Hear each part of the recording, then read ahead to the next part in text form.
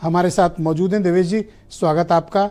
मैं आपसे जानना चाहता हूं कि कुंभ का जो महात्म्य है, मैं इस बार ये महसूस कर रहा हूं पिछले कई बार के कुंभ की तुलना में कि इस बार लोगों में ज़्यादा उत्साह, ज़्यादा उल्लास और ज़्यादा बड़ी पार्टिसिपेशन है। लोग आना चाहते हैं। ये सब सोशल मीडिया, रील, टीवी, अखबार के कारण है या लोगों में स्वयं से उल्लास का भाव है? देखिए, भारतवर्ष ही नहीं, विश्व के जितना भी सनातन धर्म का सेवी है, जो सनातन धर्म से जुड़ा हुआ है, उसके हृदय में कुंभ के प्रति, महाकुंभ के प्रति, माघ स्नान के प्रति एक विशेष आस्था रहती है। हमारे यहाँ इतने तीर्थ हैं, लेकिन जो स्थान हमारे यहाँ प्रयागराज को कह दिया गया, प्रयागराज जो है हमारे तीर्थों के राजा हैं। तो अब तीर्थों के राजा के मध्य में जो ऐसा दिव्य 144 वर्षों का जो दिव्य संयोग उपस्थित होता है, तो ऐसा कौन सनातनी होगा जो उस दिव्य संयोग से स्वयं को विभूषित नहीं करना चाहेगा या उसका लाभ नहीं उठाना चाहेगा। आप विचार करिए कि आने वाली 3-4 पीढ़ियां जब बीत जाएंगी, उसके बाद कभी महाकुंभ मिलेगा लोगों को।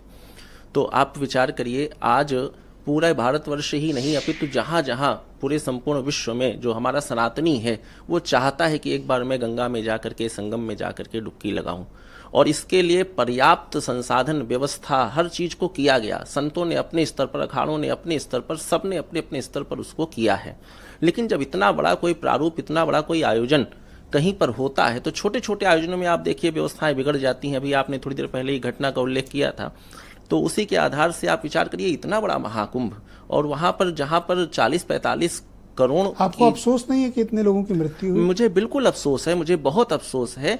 निश्चित मैं इस बात को विचार कर रहा हूं कि गंगा, अफसोस है सर। गंगा के तट पर गंगा ने अपने लालों को खोया है, जमुना ने अपने लाला को खोया है, सरस्वती का भी कोई पुत्र वहां पर आज चला गया। आप लोग कोई डिमांड करते हैं कि कोई एक मैकेनिज्म हो, कोई भी पार्टी की सरकार आए जाए रहे, बट एक ब्लू बुक होनी चाहिए, एक मैकेनिज्म होना चाहिए how to handle Kumbh Mela.